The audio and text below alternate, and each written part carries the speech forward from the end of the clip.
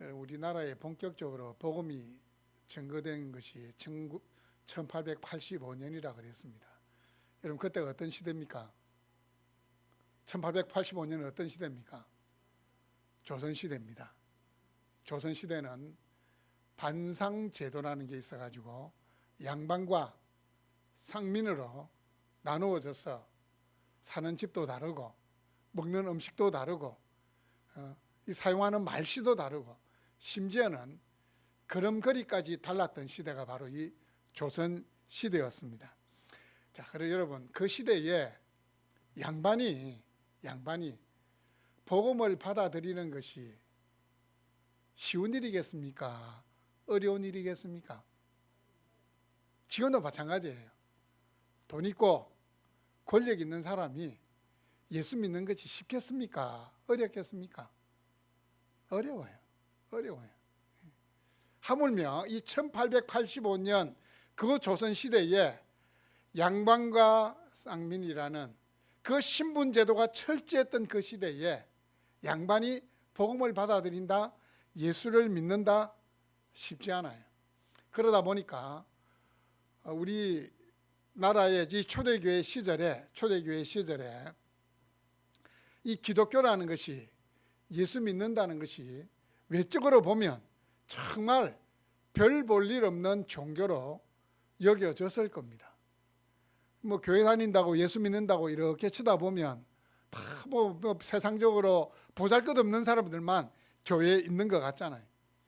그럼 바울이 사역할 당시, 지금으로부터 2000년 전에도 마찬가지였습니다. 여러분 그때 교회 안에 왕족이나 귀족이 많이 있었겠습니까? 신분이 높은 사람, 부자들이 많이 있었겠습니까? 아니요. 오히려 이 로마에 있는 교회는 노예들이, 신분이 낮은 사람들이 많았으면 많았지 절대로 귀족이나 로마 시민권을 가진 사람 별로 없었습니다. 이렇게 신분이 좀 낮고 아니면 물질적으로 여유가 없으면 자기의 외모를 치장하는데 신경을 쓸까요, 안 쓸까요? 당연히 못 써요. 먹고 살기도 힘든데 어떻게 외모에 치장을 하겠습니까? 그러다 보니까 예배 드린다고 모여있는 사람들의 면면을 보면 어떻게 되겠습니까? 정말로 자신들이 보기에도 보잘것없는 거예요. 자신들이 보기에도 초라한 거예요. 그러다 보니까 이 사람들의 눈에 이 예수님 믿는다는 것이, 교회 다닌다는 것이 별로 매력적으로 느껴지지를 않은 겁니다. 여러분들 지금도 마찬가지 아닙니까? 여러분 돈 많은 사람은 교회 안에 있습니까? 교회 밖에 있습니까? 다들 교회 밖에 있어요. 예수 안 믿는 사람 중에 정말 돈 많은 사람만, 우리나라의 뭐 10대 기업가 중에서 예수 믿는 사람 거의 없습니다. 다 안 믿어요. 또 탁월한 지식을 소유하고 있는 사람 대부분 예수님 믿지 않아요. 명예나 권력을 가진 사람도 마찬가지예요. 그러다 보니까 이 외적으로 이 제대로 갖춘 사람이 교회 안에 많지를 않습니다. 뭐 우리 모습 봐도 마찬가지잖아요. 우리가 지금 세상 속으로 나가면 세상 사람들 우리 인정해 줍니까? 와, 대단분 한 분이 오셨다, 와서 사인을 한번 받겠다. 없습니다. 그러다 보니까 이런 생각이 들 수 있어요. 과연 예수님을 믿는다는 것이 무엇인가? 예수 믿으면 무엇이 달라지는가? 예수님을 믿게 되면 내가 무엇을 기대할 수 있는가? 이런 생각이 듭니다. 여러분 예수님을 믿게 되면 이 외적인 변화가 일어나면 얼마나 좋겠습니까? 성령 수술하지 않았는데도 막 쌍꺼풀이 생기고, 갑자기 막 눈물 흘리며 기도 한번 했더니만 막 쌍꺼풀이 생기고, 눈물 콧물 흘리고 코 한번 팽 풀었더니만 막 콧대가 우뚝 세워지고, 막 이렇게 되면 얼마나 좋겠습니까? 그런데 예수 믿어도, 은혜 받아도 그런 변화가 일어나지를 않는 겁니다.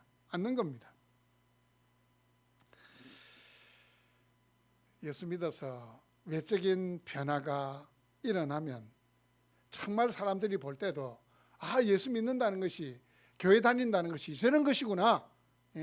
그 사람들 눈에 보여주는 것이 있는데 그렇게 되지 않는다는 겁니다.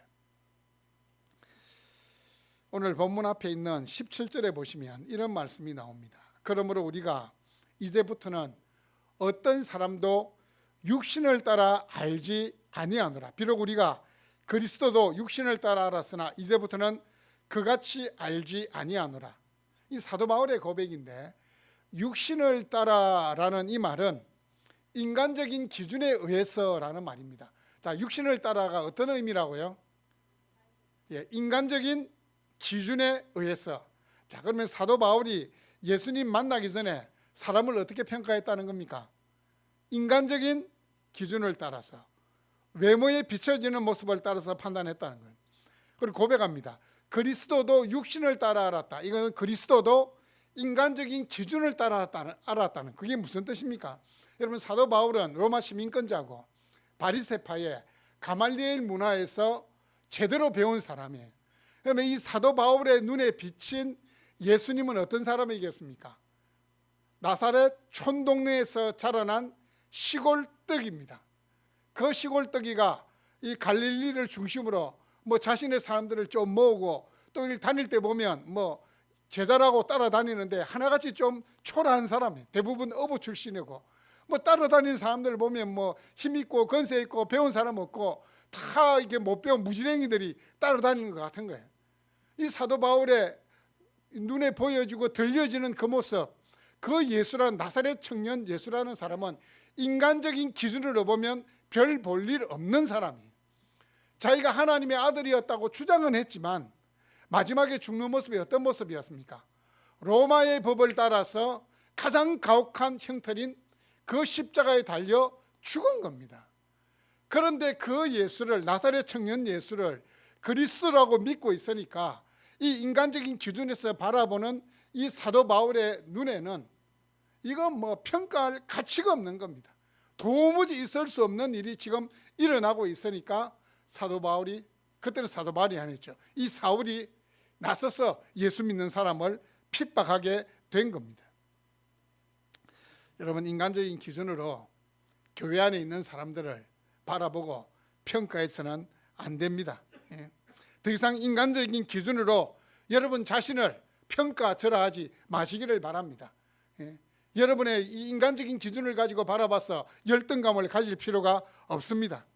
그러면 어떻게 바라봐야 되느냐? 나 자신을 바라볼 때도, 우리 함께 있는 성도들을 바라볼 때도 어떻게 바라봐야 되느냐?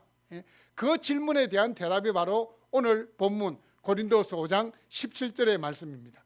그런즉 누구든지 그리스도 안에 있으면 새로운 피조물이라. 이전 것은 지나갔으니 보라, 새 것이 되었도다.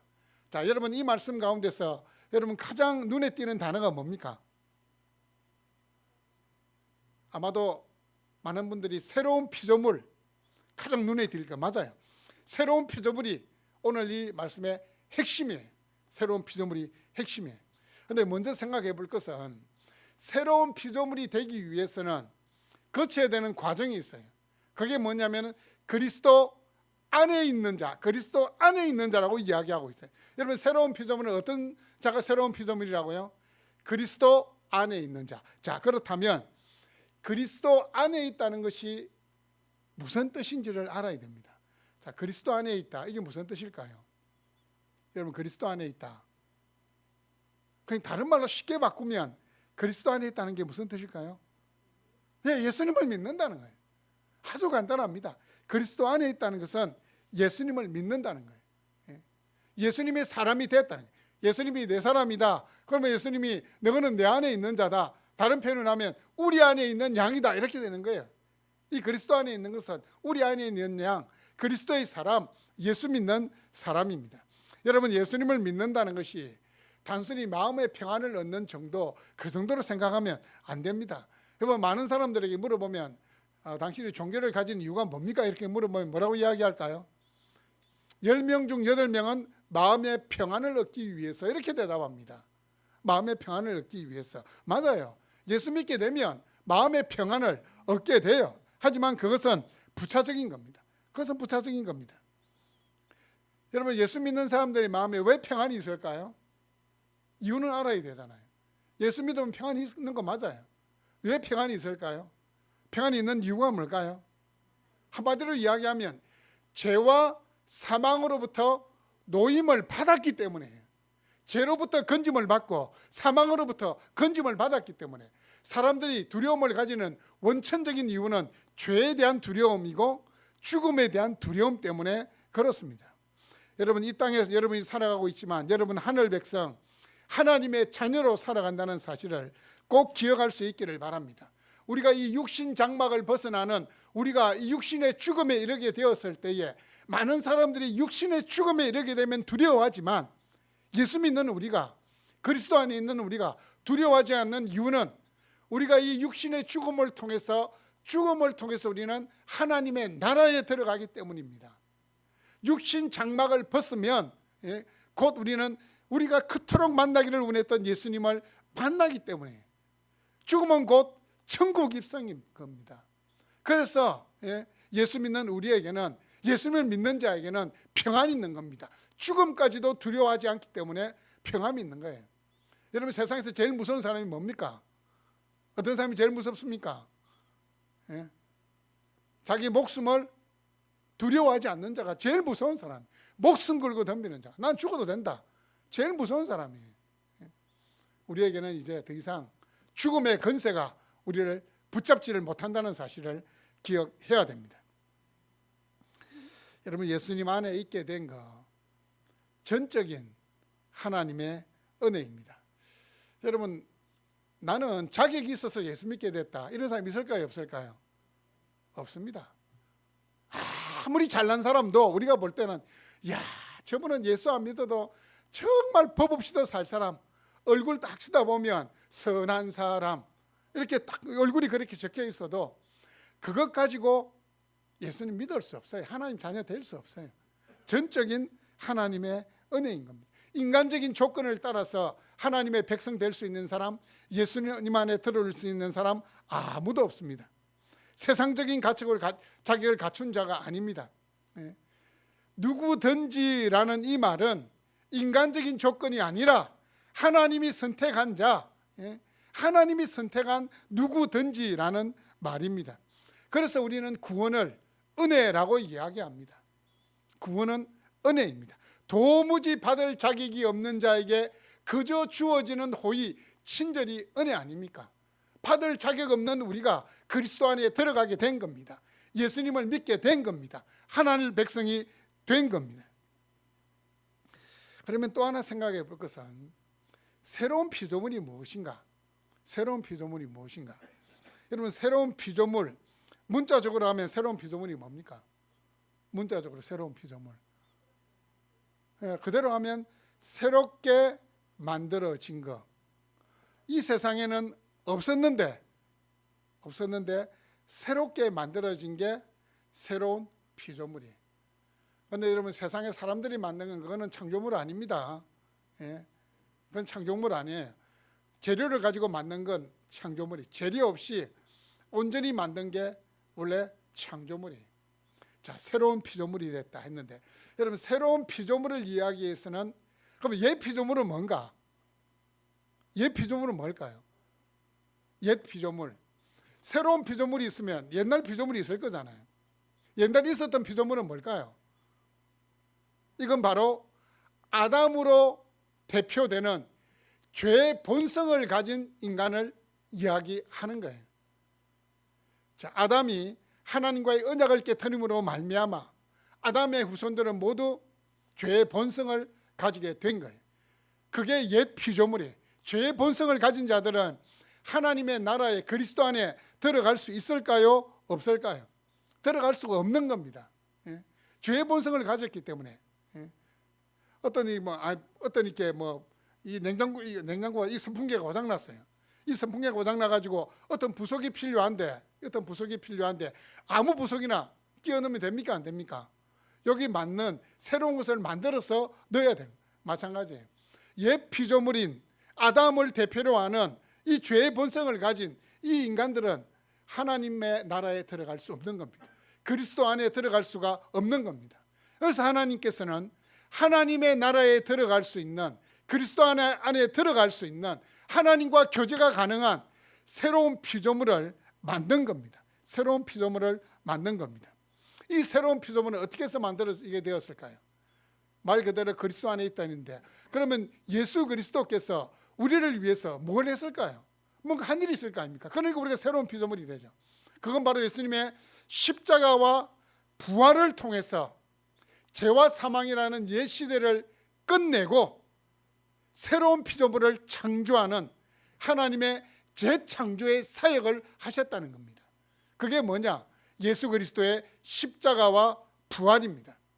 여러분, 우리는 하나님의 재창조의 사역으로 이 세상에 다시 태어나게 된 겁니다. 누구를 통해서요? 예수님을 통해서요.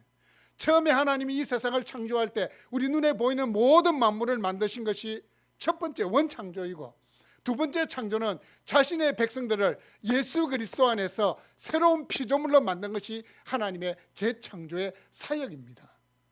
여러분, 우리가 어마어마한 존재 아닙니까? 하나님께서 다시 창조한 존재라니까요. 하나님을 예배할 수 있는 존재로, 하나님과의 교제가 가능한 존재로, 하나님의 어마무시한 그 능력을 기도를 통해서 누릴 수 있는 존재로 하나님이 다시 만드셨다는 사실입니다. 그런데 이 재창조에는 할례자, 무할례자, 유대인과 이방인, 그리고 귀족과 노예라는 이 차이와 차별이 없다는 겁니다. 차이와 차별의 담을 헐어버린 겁니다. 그래서 누구든지 그리스도 안에 있으면 하나님의 선택하신 자, 그 사람이 비록 신문상으로 낮은 자들이든 피부가 까만 자들이든 피부가 흰 자들이든 관계없이 누구든지 그리스도 안에 있는 자들은 새로운 피조물, 하나님의 재창조의 사역으로 하나님의 자녀가 된 자들이라고 말씀을 합니다. 예수 그리스도를 통한 재창조의 사역을 통해서 이 담을 헐어버린 겁니다. 원래는 유대인만 하나님의 백성이었는데 이 담을 헐어버린 거예요. 헐어버리신 거예요. 그런즉 누구든지 그리스도 안에 있으면 새로운 피조물이라고 선언하고 있는 겁니다. 여러분은 예수 그리스도의 재창조의 사역으로 새 생명을 얻은 새로운 피조물임을 기억할 수 있기를 바랍니다. 하나님을 예배할 수 있는 존재로, 하나님이 기뻐하시는 일을 할 수 있는 존재로, 성령님이 내주하시는 새로운 피조물이 되셨다는 사실을 믿을 수 있기를 바랍니다. 여러분, 새로운 피조물은 새로운 삶을 살아야 됩니다. 예수님 안에 있으면 여러분 반드시 바뀝니다. 우리의 존재가 바뀌고 우리의 삶의 목적이 바뀌고 우리의 행동 양식이 바뀝니다. 그래서 이전 것은 지나갔으니 보라, 무엇이 되었도다고요? 새 것이 되었도다. 이전 것은 지나갔으니, 지나갔다는 이 말은 시간적인 의미뿐만 아니라 존재론적으로인 변화를 이야기합니다. 과거가 지나가고 새로운 시대가 왔다, 이것도 맞지만 옛날의 그 모습이 없어지고 새로운 모습이 되었다라는 사실을 말합니다. 여러분, 가끔씩 이 건물이 붕괴되거나 했을 때에 그 안에서 고립되는 사람들이 있어요. 고립되는 사람들 중에 몇 날 며칠 그 공포와 두려움 가운데, 이렇게 고통 가운데 갇혀 있다가 극적으로 구출되는 사람들, 보통 이제 인터뷰를 하잖아요. 인터뷰를 하면 뭐라고 이야기하느냐 하면, 내가 죽음의 문턱을 넘었기 때문에 내 인생에 대해서 다시 한번 생각해 보게 되었다. 그래서 내가 지금 이 살아 숨쉬는 것도 감사하고 아침에 떠오르는 그 태양을 바라보는 것이 얼마나 귀한 건지 내가 비로소 알게 되었다. 이런 이야기를 하는 것을 아마 여러분 들어보셨을 겁니다. 여러분, 죽음의 고비를 넘긴 사람들이 자신의 인생에서 이런 변화를 경험하게 된다면, 죄와 사망으로 인해서 죽었던 우리가 그리스도로 말미암아 살리심을 받고 영원한 생명을 얻었다면 우리 인생에서 어떤 변화가 일어나야 되겠습니까? 이전 것은 지나갔다라고 이야기합니다. 예수 믿기 전에 우리가 했던 모든 삶의 형태는 이제 지나갔다고 이야기하는 거예요. 깨끗하게 단절시키고 끊어버려야 됩니다. 죄에 매여 있고 죽음에 속박되어 있던 그 과거는 끊어진 겁니다. 이전 것에는 자기의 의, 자기의 자랑, 자기 중심의 삶이 포함됩니다. 뿐만 아니라 내 만족, 내 유익, 나의 위로가 중요하게 여겨졌던 그 모든 것들이 이전 것이 되는 겁니다. 어떤 일을 할 때 항상 내가 중심이었던 것이 이전 것이 되는 겁니다. 또 뿐만 아니고 부끄러운 일을 행했던 그것까지, 또 여러 가지 좋지 못한 습관들까지가 다 이전 것이 되는 겁니다. 여러분, 이 이전 것은 또한 어떤 것이 포함되느냐? 삶에 대한 회의가 찾아오고 죽음에 대한 두려움이 사로잡혔던 것이 이전 것이 됩니다. 이유 없이 인생에 대한 허무함을 느끼고 우울감과 절망감으로 인하여서 무기력하게 살아갔던 그 모든 것이 이전 것이 되는 겁니다. 사랑하는 여러분, 이전 것은 어떻게 해요? 지나갔습니다. 지나갔습니다. 예수 안에 있으면 옛 사람은 죽고 새 사람, 새 생명으로 태어나게 되는 겁니다. 그래서 우리는 이것을 거듭난다 이렇게 이야기하는데, 여러분, 거듭나는 것은 이 다시 태어나는 건데 어디로부터 태어난다고요? 위로부터 태어나는 거예요. 예수 그리스도로 말미암아 다시 새 사람 되는 것이 거듭나는 것입니다. 여러분 자신 한번 바라보십시오. 여러분 자신을 한번 바라보십시오. 오늘 말씀해 보면 보라 이렇게 얘기해요. 보라. 누구를 볼까요? 자신을 보라는 거예요. 보라. 이전 것은 지나갔으니 보라. 새 것이 되었도다. 보라. 새 것이 되었도다. 여러분 새 것이 된 거예요. 여러분 새로운 피조물입니다. 그렇게 믿고 그렇게 선포하고 그렇게 여겨야 됩니다.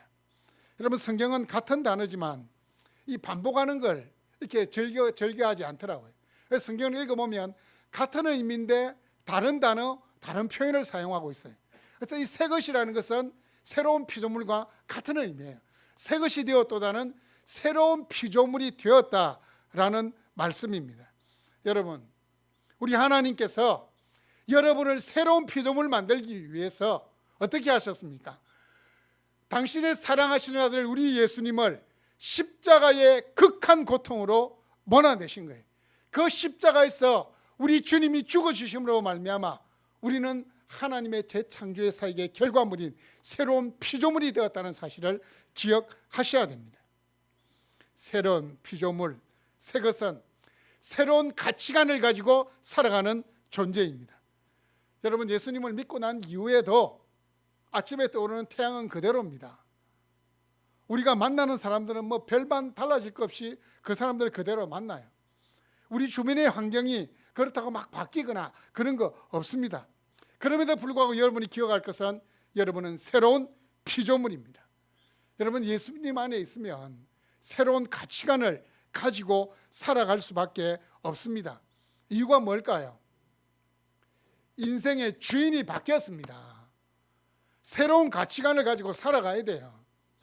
예수 믿지 않을 때 했던 그 말, 그 생각, 그 판단 가지고 살아가서는 안 된다는 겁니다.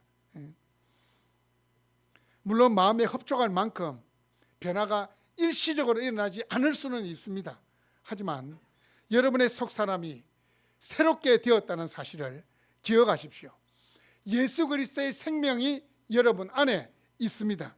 여러분 예수님을 믿는다는 것은 나의 모습이, 나의 이게 말투가 조금 바뀌는 정도가 아니고 우리의 전 존재가, 우리의 정체성이 바뀌는 것을 이야기합니다.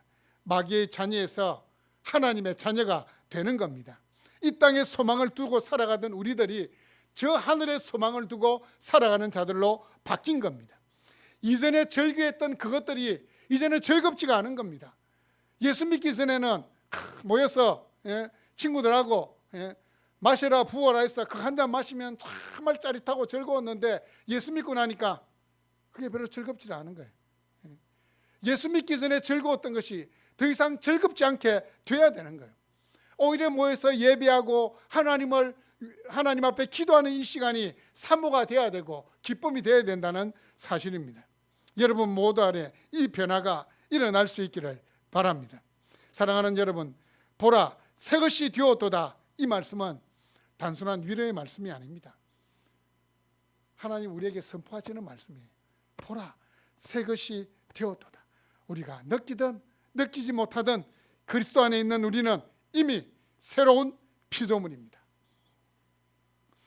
여러분 한 가지 이야기를 들려드리고 싶습니다. 어느 날 한 고아원에 있던 고아가 입양이 되었습니다. 이제 법적으로는 완전히 그 집에 자녀가 되었고 아빠가 있고 엄마가 있고 형제들이 생겼습니다. 새로운 이름, 새로운 신분 얻었습니다. 하지만 이 아이는 여전히 예전처럼 눈치를 살핍니다. 음식이 남으면 몰래 살짝 숨겨두기도 합니다. 또 자신이 언제 쫓겨날지 모른다는 두려움을 가지고 잠을 잘 때는 이렇게 웅크려서 잠을 잡니다. 자신의 신분은 바뀌었지만 이 아이는 여전히 지금 과거에 머물러 있습니다. 그러는 어느 날 아버지가 이 아이를 불러서 이야기합니다. 얘야, 너는 더 이상 이 집의 손님도 아니고 머무는 사람도 아니고 너는 내 아들이다. 이 집은 너의 집이다. 라고 이야기를 해 줬습니다. 그 말을 듣고 나서 아이는 조금씩 변화되기 시작했습니다. 더 이상은 두려워하는 마음으로 사는 것이 아니라 아들의 마음으로 그 집에서 살아가기 시작했습니다. 여러분, 우리의 모습이 이 아이와 같지 않습니까? 여러분, 이미 하나님의 자녀 되었습니다. 새로운 피조물이 되었음에도 불구하고 옛날 방식, 옛날 습관, 옛날 가치관을 따라 살려고 하지 않습니까? 하나님 우리에게 말씀하십니다. 여러분 기억하십시오. 보라, 새 것이 되었도다. 보라, 새 것이 되었도다. 과거의 기준이 아니라 하나님이 주신 새로운 정체성으로 자신을 바라보십시오. 더 이상 죄와 죄의 두려움에 묶인 자로 살아가지 마십시오. 생명과 은혜 있는 자로 살아갈 수 있기를 바랍니다. 여러분 주위에 있는 환경이 한순간에 바뀌지 않아도 괜찮습니다. 외적인 모습이 달라지지 않아도 괜찮습니다. 중요한 것은 우리의 존재가 바뀌었다는 사실입니다. 인생의 주인이 바뀌었고 우리의 속사람이 새로워졌다는 사실이 중요한 겁니다. 그 사실을 꼭 기억할 수 있기를 바랍니다. 그러므로 이제 우리는 새 사람답게 살아가야 됩니다. 이제는 생각도 바뀌어야 돼요. 갑자기 툭툭 튀어나오는 말도 이제는 바뀌어야 돼요. 우리 입에서 나오는 말은 예수님이 튀어나와야 돼요. 주님이 나와야 돼요. 은혜라는 말이 나와야 돼요. 사랑이라는 말이 나와야 돼요. 사랑하는 여러분, 그렇다고 변화는 막 여러분의 막 이 바늘로 가지고 내 입에서 이상한 말이 튀어나올 때마다 막 손등을 찔러가면서 그렇게 억지로 변화가 만들어지는 것이 아닙니다. 자연스럽게 흘러나오게 됩니다. 내 안에 뭘 채우면요, 내 안에 예수님을 채우면 자연스럽게 이 변화는 일어나는 겁니다. 말씀이 내 안에 들어가고 찬양이 내 안에 들어가게 되면 자연스럽게 이 변화가 나오게 되어 있습니다. 자연스럽게 내 안에 채워진 예수님이 내 입을 통하여 내 삶을 통하여 나오게 되어 있다는 사실입니다. 사랑하는 여러분, 이번 한 주간 여러분을 통해서 이 예수님의 생명이 흘러나올 수 있기를 바랍니다. 그러기 위해서는 이번 한 주간 계속해서 여러분의 삶을, 여러분 안을, 내면을 예수님으로 채울 수 있기를 바랍니다. 그러면 자연스럽게 새로운 피조물다운 새로운 삶의 행동이 여러분 안에서 나오게 될 것입니다. 그런즉 누구든지 그리스도 안에 있으면 새로운 피조물이라. 이전 것은 지나갔으니 보라, 새 것이 되었도다. 무엇이 되었다고요? 새 것이 되었도다. 여러분에게 가슴을 치면서 이야기해 보세요. 보라, 새 것이 되었도다. 여러분, 새 것이 된 새로운 피조물임을 꼭 기억할 수 있는 여러분 될 수 있기를 바랍니다.